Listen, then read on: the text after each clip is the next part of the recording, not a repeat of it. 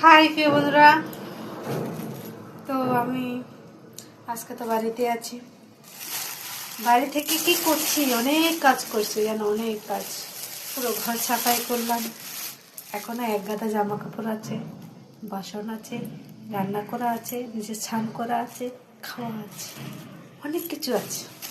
তো তার মধ্যে আমি মেন যে কাজটা, ঘর সাফাই করে বাজারে গেছি। তো বাজারে গিয়ে দেখো বেতের শাক এনেছি। তো শীতের মাধ্যমে বেতের শাক আমি একবারই খেয়েছি, আমি আর খাইনি।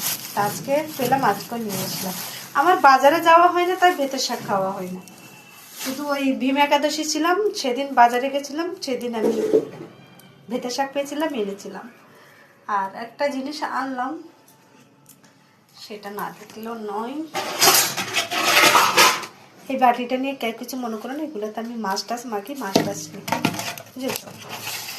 তো এখানে এনেছি আমি, কি মাছ বলবো, দেখাই নাম বলে দিলে তো হয়ে গেল। তো বাজারে কোনো মাছ উঠেনি, শুধু আমুদি মাছ, রুই মাছ, কাতলা মাছ, কামাস। আর ওই মাছ ভাল লাগে না, কালকে রাত্রে খেয়েছি ওই মাছ। তো আজকে মাছ এনেছি, মাছগুলো একদম টাটকা আছে।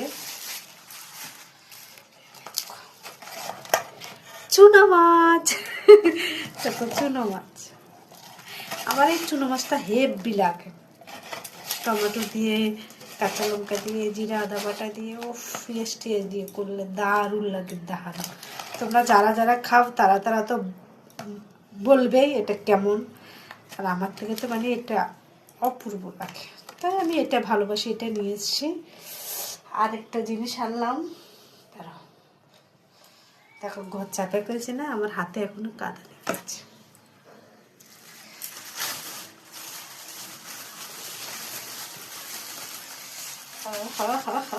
বের করতে পারছি না গো, দেখেছে এগুলা কি?